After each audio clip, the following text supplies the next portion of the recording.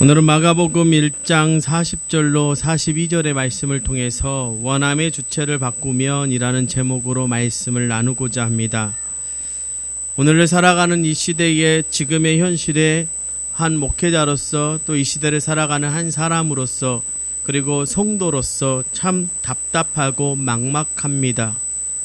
별거 아닐 거라고 생각했던 바이러스의 공격이 너무나도 강력하게 우리에게 다가오고 있는 이 시대를 바라보면서 우리가 어떻게 살아가야 하는 것이 맞는지 의문이 들 때가 너무나도 많습니다. 이제 모든 사람들이 말합니다. 코로나 이전 시대로 돌아가기는 어려운 시기가 되었다라고 말합니다. 어느 목사님이 이렇게 말씀하시더라고요. 우리의 발상이 완전히 전환되어지는 전환의 시대를 우리는 맞이했다라고 말합니다. 그러면서 그 목사님 이렇게 말씀하십니다. 하나님께서 우리를 벌주시는 시대가 아닌 우리가 우리를 벌주는 시대에 우리가 살고 있다라고 하는 것이죠. 코로나19를 보면서 하나님께서 우리에게 벌 주시는 것이 아니라 인간 스스로가 만든 벌을 인간이 받고 있다라고 말합니다. 우리가 자처한 벌을 받는 것이다 라고 말하는 것입니다. 그럼 이 시대를 살아가는 우리에게 하나님이 무엇을 원하시는 걸까? 우리에게 원하시는 것이 무엇일까? 여러분, 우리의 원함이 넘쳐서요, 그 원함이 부메랑이 되어서 돌아오는 시대에 살아가면서 우리는 어떻게 해야 하는 걸까요? 여러분, 세상이 많이 원함의 욕망에 잡혀 있습니까? 믿는 저와 여러분은 어떻습니까? 우리는 하나님 앞에서도 그렇지 않습니까? 우리의 원함의 욕구만 해결되면 그것을 만사 형통으로 여기는 시대를 우리는 살아갑니다. 우리의 믿음의 모습이요, 어느 순간요, 주님을 요술 램프처럼 만들어 버렸습니다. 도깨비 방망이로 만들어 버렸습니다. 어느 날 예수님이 이제는 우리에게 요술 램프와 도깨비 방망이가 되어 시대에 우리는 살아가고 있습니다. 그 시대 속에서 우리는 어떤 믿음을 가지고 살아야 할까요? 여러분, 세상만이 원함을 요구하고 그것을 이루려고 하지 않습니다. 이제 믿음의 사람도 그렇게 살아가고 있습니다. 내가 원하는 것을 이루기 위해서라면 부모도 형제도 친구도 의리도 우정도 버리는 세상을 향해서 손가락질하던 교회가 이제 그 손가락질을 되돌려 받는 이 시대 속에서 우리는 어떤 믿음으로 살아가는 것이 옳을까요? 오늘 우리가 만나는 한 사람, 어쩌면 저와 여러분, 우리보다 하나님 앞에 원하는 것이 더 많음에도 불구하고 우리가 생각하는 방법과는 다른 방법으로 주님 앞에 섰던 그 한 사람, 아니요, 그 앞에 꿇어 엎드렸던 그 한 사람, 그리고 그 앞에서 간구하던 그 한 사람을 우리는 오늘 만나게 됩니다. 그 간구하는 모습을 통해서 우리는 이 시대에 필요한 믿음의 모습을 보게 되는 것입니다. 즉, 원함의 주체를 바꾸는 믿음을 통해서 간구하는 한 사람, 그리고 그 사람이 누리게 되는 축복을 우리 또한 알고 깨달아서 어떻게 이 시대에 정말 참 믿음이 무엇인지, 그리고 참 복이, 축복이 무엇인지를 생각해보는 그런 시간이 되었으면 좋겠습니다.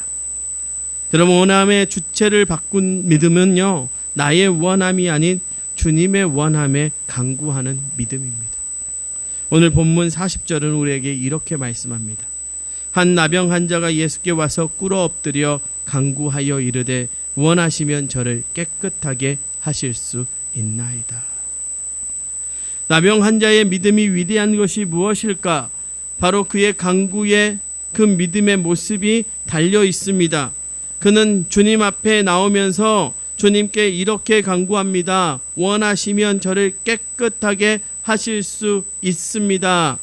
그냥 우리가 듣기만 해도 어떻습니까? 대단한 믿음이라고 할 수 있습니다. 여러분, 생각해 보십시오. 나병 환자면 어떤 사람입니까? 당시 나병 환자는요, 예수님께서 계시던 그 시절, 예수님께서 병자들을 고치던 그 당시에도, 그보다 더 이전에도, 하나님께서 모세를 통해서 율법을 주셨을 때에도 사람으로서는 고칠 수 없는 병이었습니다. 실제로 나병은요, 제사장에 가서 가장 먼저 보입니다. 제사장의 역할은 뭡니까? 단지 야병이 발병하거나 나은 것을 진단하거나 것, 더 다 나은 자가 부정했다가 정결해졌음을 공식적으로 알리는 그 제사를 집행하는 정도에 불과했습니다. 그 병은 고칠 수 없었습니다. 정결에 관한 규례에 의하면 스스로를 뭐라고 말합니까? 나는 부정하다, 부정하다라고 외치며 살아야 했습니다. 그 비참함을 가지고 살아야 하며 사람들과 떨어져서, 가족들과 떨어져서 고립된 채 병과 싸우며 생명을 부지해야 하는 고통을 겪으면서 살아가는 사람이 바로 나병 환자예요. 그렇다고 생각하면 여러분, 그 병에서 낫고자 하는 그의 절박함이 얼마나 간절했겠습니까? 간이 절절하도록, 정말 그의 인생을 소설 한 편으로 쓴다면 구구절절 한 권 이상의 수없이 많은 책의 소설이 나올 정도로 간절함을 가지고 주님 앞에 나오지 않았겠습니까? 그 병에서 벗어나고 싶은 그 간절한 원함을 가지고 예수님 앞에 오지 않았을까요? 어쩌면 그는 예수님의 소문이 들려졌을 때 진작부터 그것을 꿈꾸며 살아왔는지도 모릅니다. 그가 단지 예수님을 한 번 보고 찾아오지는 않았을 것입니다. 그는 예수님에 대해서 알았을 것입니다. 예수님의 말씀도 들어보았을 것입니다. 예수님이 어떤 분인지 그 스스로도 알고 있었을 것입니다. 그런데 드디어 기회가 왔습니다. 묵묵히 예수님이 내가 있는 곳으로 오기를 바랬던 어느 날, 예수님이 그가 있는 그곳을 지나가는 그 기회가 왔습니다. 그런데 그가 위대한 것은요, 예수님 앞에 서는 그의 모습을 보십시오. 우리는 그 모습만 봐도 감격해야 합니다. 그런데 감격합니까? 우리 스스로가 의인이라고 생각하면서 어쩌면 우리는요, 그보다 더 나은 처지에 있기 때문에 주님 앞에 뻣뻣하게 고개 들고 서 있는지도 모릅니다. 이 시대의 믿음의 사람들의 문제가 그것 아니겠습니까? 저도 가끔 그런 생각이 듭니다. 참 배무공 뻔뻔하다. 네가 뭐라고 하나님 앞에 목사임네 하고 서 있는가, 이런 생각이 들 때가 한두 번이 아닙니다. 그런데 오늘 이 나병 환자의 모습을 보면서 제가 회개했습니다. 그가 어떻게 주님 앞에 섭니까? 여러분, 우린 여기서 칭찬받았던 세리의 기도를 기억해야 합니다. 말씀은 이렇게 말씀하시죠. 세리는 멀리 서서 감히 눈을 들어 하늘을 쳐다보지도 못하고 다만 가슴을 치며 이르되 하나님이여 불쌍히 여기소서, 나는 죄인이로소이다. 오늘 이 나병 환자가 이 세리와 같은 모습으로 예수님 앞에 옵니다. 감히 고개도 들지 못하고요, 무릎을 꿇고 엎드려서 무엇을 의미합니까? 나는 죄인입니다, 주님. 나는 감히 당신 앞에 설 수 없는 죄인입니다. 내가 바랄 것은 주님, 주님의 긍휼, 그것밖에 없습니다 라고 하면서 납작 엎드리는 나병 환자의 모습을 우리는 만나게 됩니다. 여러분, 이 시대에 우리가 그렇게 주님 앞에 다시 서야 합니다. 납작 엎드려야 하고요, 무릎 꿇어서 납작 엎드린 채로 우리는 죄인입니다 라고. 그런데 그렇게 섭니까? 오늘도 우리는 고개를 빳빳이 들고 주님 저 왔어요 하고 있는지도 모르죠. 그리고 하는 고백이 저는 이 시대에 우리가 해야 할 고백이라고 생각합니다. 뭐라고 합니까? 원하시면 저를 깨끗하게 하실 수 있나이다. 원하시면, 여러분, 나의 원함이 많이 있음에도요, 그는 자신의 원함을 말하지 않습니다. 주님, 내가 낫기를 원합니다. 주님, 내 병이 나에게서 떠나가기를 원합니다. 이렇게 말하지 않았습니다. 그는 말합니다. 원하시면, 주님이 원하시면, 저와 여러분이라면 어떨까요? 여러분, 왜 다니엘이 위대합니까? 주님의 원함을 알았기 때문 아닙니까? 그가 환관이 되기 위해서 바벨론으로 끌려갔을 때 일입니다. 다니엘서 1장 8절로 9절은 우리에게 이렇게 말씀합니다. 다니엘은 뜻을 정하여 왕의 음식과 그가 마시는 포도주로 자기를 더럽히지 아니하라 하고 자기를 더럽히지 아니하도록 환관장에게 구하니 하나님이 다니엘로 하여금 환관장에게 은혜와 긍휼을 얻게 하신지라. 무슨 뜻입니까? 하나님의 원함에 합당한 뜻, 그것은 바로 바벨론의 음식으로 자신들이 더럽게 되지 않기를 원하시는 그 뜻, 하나님의 원함을 그가 알았다는 것이죠. 여러분, 왜 하나님께서 다윗을 향해서 마음이 합한 자라고 하셨을까요? 사도행전 13장 22절은 우리에게 이렇게 말씀합니다. 다윗을 왕으로 세우시고 증언하여 이르시되 내가 이새의 아들 다윗을 만나니 내 마음에 맞는 사람이라 내 뜻을 다 이루리라. 그를 통해서 누구의 뜻을 이루신다고요? 아버지 하나님의 뜻을 이루시겠다라고 말합니다. 그게 하나님의 원함이 아니겠습니까? 그것은 다윗이 하나님의 원함을 알고 있었다는 것입니다. 그리고 그렇게 살아갔다는 것입니다. 여러분들, 다윗의 삶 자체가요, 하나님의 원하심을 믿는 신앙의 사람이었다는 것을 우리는 압니다.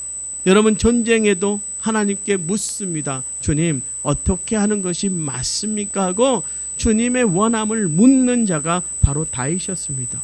그런 다윗의 아들 솔로몬에게 하나님께서 열왕기상 9장에서 요구하시는 것이 무엇이었냐면 이렇게 말씀합니다. 내 아버지 다윗이 행함같이 내 앞에서 행하며 내게 명령한 대로 온갖 일에 순종하라고 말합니다.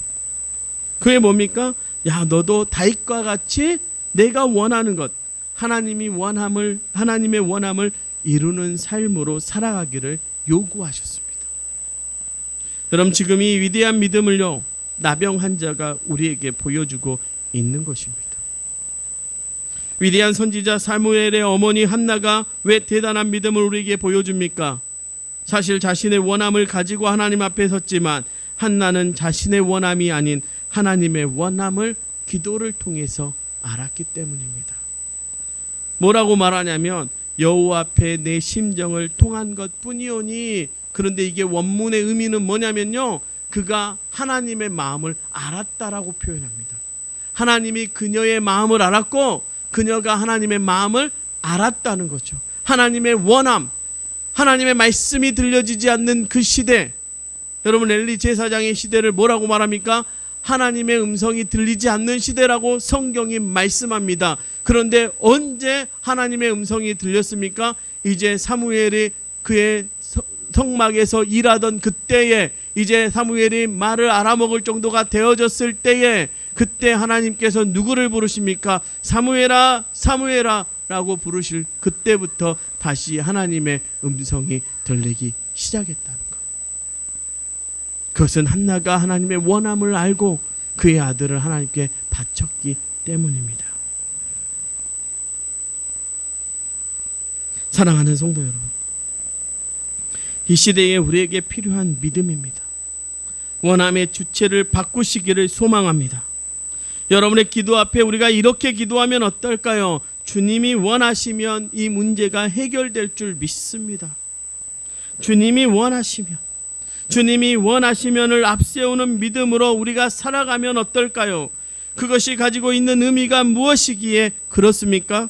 나병 환자가 원하시면 일하라고 말한 것의 의미는 뭡니까? 내가 아닌 주님의 선택이 저에게 중요합니다. 선택권이 내가 아닌 예수님께 있음을 인정하는 것이고, 이것은 나아가 주권의 문제입니다. 내 삶의 주인이 이제 당신입니다. 그리고 거기에 자신의 모든 것을 걸고 있지 않습니까? 선택권과 주권을 내려놓을 때 예수님의 긍휼이 그에게 비쳤습니다. 뭐라고 말하냐면 그를 불쌍히 여기사. 여러분, 하나님도 우리에게 그렇게 하십니다. 이사야 49장 15절로 17절에 이런 말씀이 있더라고요. 여인이 어찌 그 젖먹는 자식을 잊겠으며 자기 태에서 난 아들을 긍휼히 여기지 않겠느냐. 그들은 혹시 잊을지라도 나는 너를 잊지 아니할 것이라. 내가 너를 내 손바닥에 새겼고 너의 성벽이 항상 내 앞에 있나니 내 자녀들은 빨리 걸으며 너를 헐며 너를 항폐하게 하던 자들은 너를 떠나가리라. 우리 주님은 그 마음으로 우리를 대하신다고 말합니다. 내가 어찌 너희를 잊겠느냐. 내가 젖먹이를 먹이는 여인과 같이 너희를 먹이리라. 하나님의 마음이 이렇습니다. 오히려 우리의 원함을 내려놓아도요, 하나님은 우리를 오히려 더 붙드시는 분이십니다. 사랑하는 성도 여러분, 이제 물어야 할 때입니다. 하나님의 원함을 물으셔야 합니다. 이제 우리 교회에요, 하나님의 원함이 무엇인지, 여러분의 가정에 하나님의 원함이 무엇인지, 여러분의 기업 가운데, 여러분의 삶 가운데, 더 나아가 지금 여러분을 향해서 하나님의 원함이 무엇인지를 물어야 할 때입니다. 사랑하는 성도 여러분, 이제 하나님을 원함을 믿는 믿음의 사람들이 되십시다. 하나님의 원함을 무시했던 요나를 보시기 바랍니다. 그럼에도 그런 요나까지도 하나님은 설득해서 하나님의 원함에 사용하셨습니다. 바울은 어떻습니까? 그는 아시아로 가려고 다 준비하고 있었습니다. 그러나 하나님이 거기를 원하시지 않으셨죠. 그래서 어떻게 합니까? 환상 중에 마게도냐를 보여주시고 그의 방향을 틀어버렸습니다. 만약에 그가 하나님의 말씀을 무시하고 순종하지 않고 자기가 원하는 대로 아시아로 갔다면 여러분, 로마가 기독교로 무너질 일은 죽어도 없습니다. 그러나 그가 하나님의 원함에 무너져 내렸고 하나님의 원함 앞에 순종했기 때문에 로마라는 대제국이 무너졌고 온 세계가 복음화되는 역사를 우리는 경험하게 된 것입니다. 사랑하는 성도 여러분, 하나님의 원함을 묻는다. 어려울 수 있습니다. 그러나 이 시대에 우리가 하나님의 원함을 묻는다면, 그런 믿음의 사람으로 거듭난다면 여러분, 우리의 생각과 우리가 살아가는 방식이 달라질 줄 믿습니다. 이제 하나님의 원함을 묻는 믿음의 사람으로 바꿔지시기를 간절히 축원합니다. 나아가 진정한 축복, 하나님으로 원함의 주체를 바꾸면 우리에게 주어지는 진짜 축복이 뭐냐? 하나님의 원함이 우리의 삶 가운데 이루어지는 것. 여러분, 진정한 축복은요, 하나님의 원하심이 우리의 삶 가운데 이루어지는 것입니다. 41절과 42절의 말씀은 우리에게 이렇게 말씀합니다. 예수께서 불쌍히 여기사 손을 내밀어 그에게 대시며 이르시되 내가 원하노니 깨끗함을 받으라 하시니 곧 나병이 그 사람에게서 떠나가고 깨끗하여진지라. 여러분, 나병 환자가 받은 진정한 축복이 무엇일까요? 바로 주님의 원하심이 그의 삶에 이루어진 것입니다. 그를 긍휼히 여기시는 주님께서 그에게 어떻게 은혜를 베푸십니까? 여러분, 원래 나병은요, 부정한 병이기 때문에 손을 대면 됩니까? 안 됩니까? 안 됩니다. 되는 순간 그 사람도 부정해집니다. 그런데 우리 주님 어떻게 하십니까? 그를 불쌍히 여기시면서 그의 몸에 손을 대십니다. 이건 주님이 정말로 이 사람에게 깨끗함이 이루어지기를 원하시는 예수님의 강력한 의지의 표현이십니다. 내가 너를 사랑한다. 그래서 내가 정말로 네가 낫기를 원하노라 하시는 주님의 그 사랑의 마음이 손을 내밀어 그의 손에 터치하는 순간에 그에게 느껴지는 것이고요, 그의 삶에 주님의 그 원하심의 역사가 이루어지는 것입니다. 그것이요 뭡니까? 진정한 원함, 진정한 하나님의 원함이 그의 삶에 이루어진 축복인 것입니다. 사랑하는 성도 여러분, 이것이 축복입니다. 우리는 기억해야 합니다. 여러분, 출애굽 후에 처음 아말렉을 만났을 때 모세가 든 손을 하나님이 잡으셨다는 걸 기억하십시오. 제가 그 말씀을 다시 오늘 말씀을 준비하면서 묵상하던 중에 그런 생각이 제 마음 가운데 감동으로 다가왔습니다. 모세가 손을 들었을 때 하나님은 그의 손을 잡았다는 거죠. 그리고 하나님의 원하시는 게 뭐였습니까? 내 백성이 지면 안 된다. 내 백성이 여기서 패배하면 안 된다. 그 하나님의 원함을 향해서 손을 들었던 모세의 두 손을 하나님이 붙잡으시고 이스라엘 백성들 한 사람 한 사람, 전쟁 중에 나가 있던 여호수아와 그 군사들 한 사람 한 사람의 손을 붙들고 주님은 아말렉을 쳐 부수셨습니다. 여러분, 그것을 우리가 어떻게 합니까? 모세가 뭐라고 고백합니까? 여호와 니시, 우리의 깃발 되시는 하나님. 그런데 그 의미를 뭐라고 하죠? 내가 이제 대대로 이스라엘 대신해서 아말렉과 어떻게 하신다고요? 싸우시리라. 너희의 문제 앞에 내가 싸우리라. 너희의 문제 앞에 내가 승리를 주리라. 이것이 주님의 진정한 원함, 믿는 사람들이 지지 않기를 소망하시는 주님의 진정한 원함이 이루어진 현장이 바로 그 현장이었다라고 하는 것이죠. 여러분, 주님은 이렇게 말씀하십니다. 여리고 성 앞에 선 백성들을 향해서 내가 그 왕과 그 성을 내 손에 붙였다. 이미 붙였다는 거예요. 주님의 원하심은요, 믿는 사람들이 세상 속에서 지는 것 원치 않으십니다. 주님은 날마다 그의 원하심이 우리의 삶을 통해서 이루어지기를 원하고 계신다는 것이죠. 여러분, 우리가 단 한 번이라도 주님께 우리에게 승리를 주십시오라고 말했습니까? 출애굽했던 이스라엘 백성들이 단 한 번이라도 주님 우리에게 승리를 주십시오라고 했습니까? 그들은 그들의 원함대로 갔습니다. 그러나 그 승리는 누구의 원함으로 이루어집니까? 하나님의 원함으로 이루어졌다는 것을 우리는 기억해야 합니다. 그들이 고통 중에 부르짖었던 건 단순히 자신들이 당하는 육체적인 고통의 아픔을 주님 벗어나게 해 주십시오라고 그들이 고통 중에 부르짖었지만, 주님은 그것이 아니라 완전한 영적인 해방까지도 생각하셔서 애굽이라고 하는 나라에서 출애굽시켰다는 것. 그게 하나님의 원하심이라는 것입니다. 엑소더스, 이건 하나님의 원하심입니다. 전적인 은혜인 것입니다. 여러분, 우리도 그러지 않습니까? 여러분, 우리의 원함으로요, 우리의 문제에서 벗어나거나 그 문제가 해결되는데 우리의 원함은 모든 초점이 맞춰져 있습니다. 안 그렇습니까?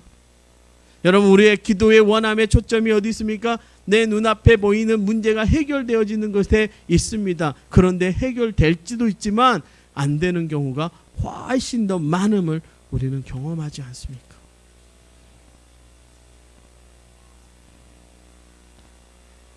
무엇이 우리의 문제를 해결합니까? 하나님의 전적인 은혜, 우리의 삶 가운데 부으시기 원하시는 하나님의 은혜가 우리의 삶의 문제를 해결합니다. 그런데 그 은혜가요, 무엇과 연결되어 있냐면 하나님의 우리를 향한 원함과 연결되어져 있다라고 하는 것을 우리는 기억해야 합니다. 여러분, 이스라엘 백성들의 신약시대에 어느 누가 메시아가 그런 모습으로 오리라고 생각했습니까? 그들이 생각했던 메시아는 어떤 메시아였습니까? 군사를 이끌고 이스라엘의 로마를 정복하고 로마를 쳐부수고 그들을 로마로부터 해방시키는 메시아를 생각했습니다. 그러나 하나님이 원하셨던 메시아의 모습과 그들이 생각했던 메시아의 모습이 달랐던 것이죠. 여러분, 한번 생각해 보십시오. 여러분이 단 한 번이라도 나를 구원해 주세요 라고 기도하신 적이 있습니까? 그런데 우리는 늘 구원의 반열에 있었습니다. 왜요? 그것이 하나님의 원하심이었기 때문입니다. 그래서 아들 예수를 보내셨죠. 그리고 그분은 우리를 대신해서 그 십자가 지기를 두려워하지 않으셨다라고 하는 것입니다. 십자가를 원하셨습니다. 그게 하나님의 원하심이 우리 가운데 이루어진 것입니다. 아무것도 할 수 없는 우리가 하나님의 전적인 은혜를 통해서 이 땅에 오신 예수 그리스도가 십자가 짐을 통해서 우리의 모든 것의 문제를 해결했던 그 십자가의 한 번의 그 자리, 아들을 향해서 내가 원하는 것은 너의 십자가의 짐이라라고 말씀하셨던 하나님의 그 원함의 요구가 우리의 축복으로 다가온 것 아닙니까, 여러분? 사랑하는 성도 여러분, 여러분은 하나님의 원함으로 구원받은 백성입니다. 여러분이 선택한 것이 아니라 하나님이 여러분을 선택적으로 선택해서 여러분 자신의 백성 삼아주신 하나님의 귀한 자녀들임을 잊지 마십시오. 그래서 교회는요, 이제 그 축복이 분명하게 이루어져야 합니다. 우리는 하나님의 원함이 우리 가운데 이루어지기를 날마다 소망해야 합니다. 그것이 이제 이 시대를 살아가는 우리의 축복입니다. 이제 교회는요, 하나님이 원함이 이루어지는 공간이 되어야 합니다. 여러분, 말씀을 준비하면서 이런 생각을 했습니다. 왜 이 시대에 교회가 지탄을 받을까? 아니, 왜 코로나19 시기에 교회가 고통받는 것처럼, 마치 박해받는 것처럼 보이게 하실까? 무엇을 말씀하고 계시는 걸까? 더 이상 이제는 안 된다는 것입니다. 너희의 원함을 멈추라는 것입니다. 너희의 욕망대로 살았던 것, 너희가 하고 싶은 대로 살았던 것, 너희의 목소리만 높였던 것, 이제 멈춰서 납작 엎드리고 하나님의 원함을 구하라는 것입니다. 그리고 하나님의 원함이 이루어지기를 간구하라고 말씀하십니다. 여러분, 이제 멈춰야 합니다. 우리의 소리를 멈춰야 합니다. 우리의 욕구가 이루어지기를 생각하는 것들을 멈춰야 합니다. 하나님 앞에 우리의 원함만 부르짖었던 것들을 멈춰야 하는 시대가 되었습니다. 이제 정말로 멈춰야 합니다. 그리고 하나님의 원함이 우리 가운데 이루어지기를 간구해요. 여러분, 구약의 위대한 기도의 대가들을 보시기 바랍니다. 무엇을 간구합니까? 느헤미야, 에스더, 그들의 기도의 핵심이 뭔지 아십니까? 언약이었습니다. 언약, 바로 하나님의 원함이라는, 그것을 기억해야 합니다. 그 기도는 이루어졌습니다. 그것이 축복이지 않습니까? 이제 저와 여러분의 차례입니다. 우리의 원함이 아닌 하나님의 원함이 축복으로 여러분의 삶 가운데 이루어지기를 축원합니다. 오늘 나병 환자를 향해서 주님이 원하신다 하시면서 그를 구원해 주셨습니다. 그에게 축복해 주셨습니다. 그를 치유해 주셨습니다. 그를 긍휼히 여겨 주셨습니다. 이제 그 축복의 역사가 저와 여러분의 삶 가운데 나타나기를 소망합니다. 이제 말씀을 정리합니다. 사랑하는 성도 여러분, 제가 막 흥분돼서 말씀 전했지만 저는 정말로 그러기를 원합니다. 여러분, 우리의 원함의 주체를 바꾸십시다. 우리의 원함이 아니라 하나님의 원함을 구하십시다. 이제 하나님의 원함을 묻는 신앙으로 거듭나십시다. 그리고 나아가 하나님의 원함이 여러분의 삶 가운데 이루어지는 축복을 누리시기를 간절히 축원합니다. 기도하시겠습니다. 주님, 이제 주님의 원함에 우리의 초점을 맞추게 하시고 그 원함이 우리의 삶 가운데 이루는 축복을 받게 하여 주시옵소서. 예수님의 이름으로 기도하옵나이다. 아멘.